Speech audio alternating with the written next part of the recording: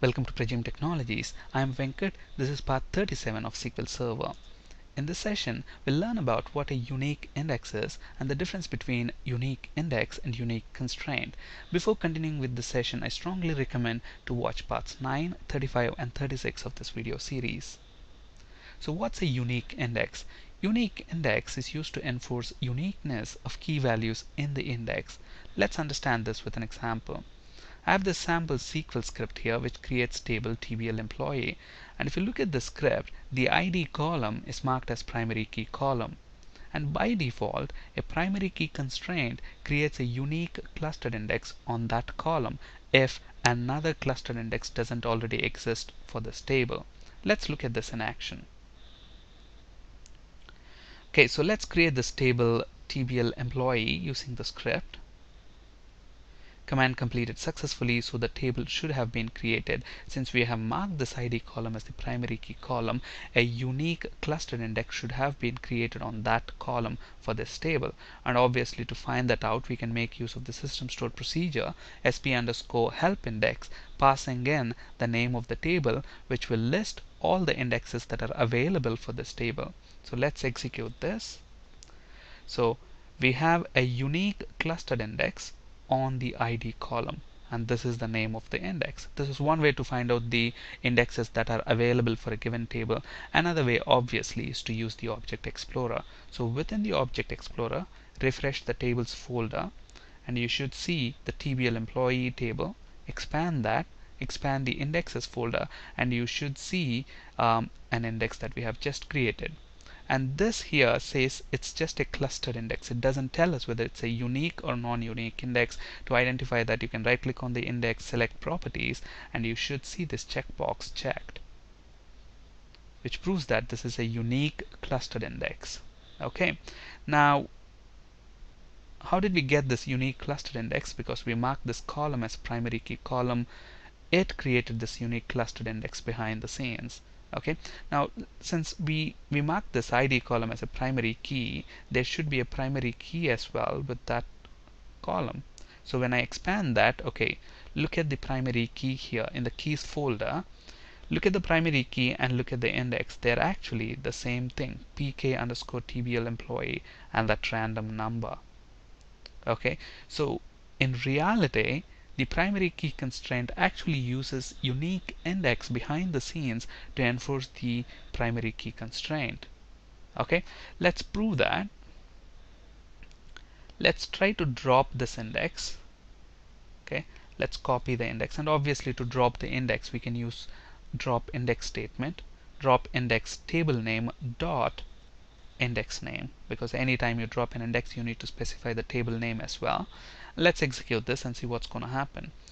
An explicit drop index is not allowed on this index because it's being used for primary key constraint enforcement. So this message proves that primary key in fact uses a unique index behind the scenes to enforce the constraint. Okay. Now, if you're not able to drop it using drop index statement, you can actually do that using the Object Explorer. So let's try to delete this index from the Object Explorer. Right click on the index and select delete. Click OK. So look at this, the index is gone, but the key is still there. But the moment I refresh the folder, look at what's happening. The key is also gone. The primary key constraint is also gone. So now if I try to insert duplicates into the table, let's see if it accepts them. Okay, one row affected, one row affected. So both of the rows are inserted into the table. When we select the rows, you should see duplicate values for the ID column. Okay, so this proves that behind the scenes a primary key constraint actually uses unique index to enforce that constraint. So this uniqueness of an index is not a separate index by itself. It is just a property of an index. So both a clustered and a non-clustered indexes can be unique. Okay, so if I want to create a unique non-clustered index, for example, let's say I want to ensure that in my organization no two employees can have the same first and last name. Okay, let's say I want to enforce that, I can actually create a unique non-clustered index in that case. Okay, so I'm creating a unique non-clustered index. And usually for unique indexes, it's better if you prefix that with UIX. So just by looking at the name, you can say that this is a unique index on TBL employee on the first name and last name columns.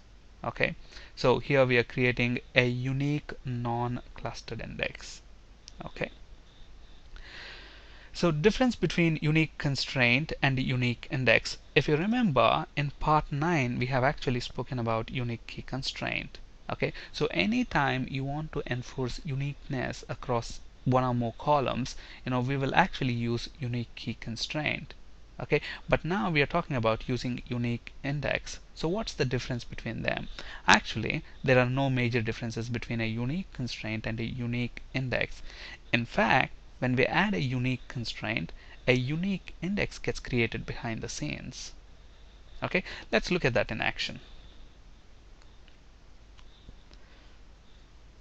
Okay, let's say I have this table TBL employee which has got city column within that. Now I want to ensure that all cities are unique within this table. How do I do that? I can add a unique constraint. So let's add a unique constraint. Okay, so obviously to add a unique constraint we have to alter the table. So alter table, table name, add constraint, and unique constraint UQ underscore table name underscore city. On city column I'm adding this unique constraint and I'm saying unique. Okay, and then for the city column, now let's execute this command. So command completed successfully. So we are actually adding a unique constraint. So let's refresh this folder and let's expand the indexes. Now look at this, I have this index created, and if you look at the type of the index, it's a non-clustered unique index. Okay, if you want, you can actually specify. Let's drop this index for a minute. Now I can specify whether I want a clustered or a non-clustered index on this column. So if I want clustered, I can specify that as well. So now when I do this, okay, so I'm adding this constraint, and when we refresh the indexes folder, expand that, look at this, a clustered index, and obviously when we right click, go to the properties, you should say it's a unique clustered index. Okay, now this is actually a constraint that we are adding, but behind the scenes what's happening, a unique index is getting created. Now where is this constraint then? Now when we expand the keys folder, you see the constraint, and look at the index name, both of them are almost the same. Okay, so whether you add a unique constraint or whether you create an index, there are two ways basically to create a unique index: by adding a unique constraint or using create index statement and directly creating a unique index. But in either cases, index is the one which supports that uniqueness, to enforce that uniqueness. So when should you actually be creating a unique constraint over a unique index? Now we know that behind the scenes a unique index gets created. Now you can do that through a constraint or directly using a create index statement. Okay, so when do we choose one option over the other? Now to make our intentions clear, create a unique constraint when data integrity is the objective. Okay, this makes the objective of that index very clear. In either cases, data is validated in the same manner, and the query optimizer doesn't really make any difference between a unique index that you have created by using a constraint or manually created that using create index statement. Alright, and some useful points to remember. Now we have already learned that by default a primary key constraint creates a unique clustered index. We have seen that, and we have also seen a unique constraint creates a unique non-clustered index by default. Okay, these are only defaults and they can be changed if we wish to, and we have just seen that as well. When we added this constraint without this clustered keyword, this constraint actually added a unique non-clustered index. But if I want to change the default, which I did here by just putting a clustered keyword, in which case it has created a unique clustered index. Okay, now a unique constraint or a unique index cannot be created on an existing table if the table contains duplicate values in the key columns. Okay, so for example, if you look at this table,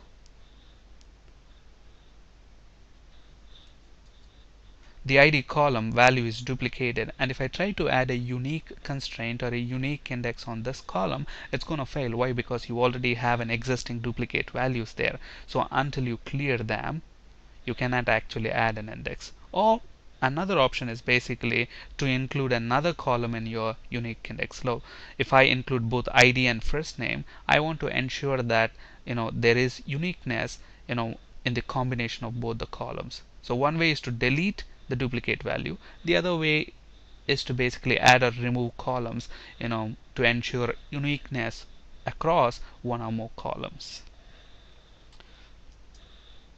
On this slide, you can find resources for ASP.NET C# and SQL Server interview questions. That's it for today. Thank you for listening. Have a great day.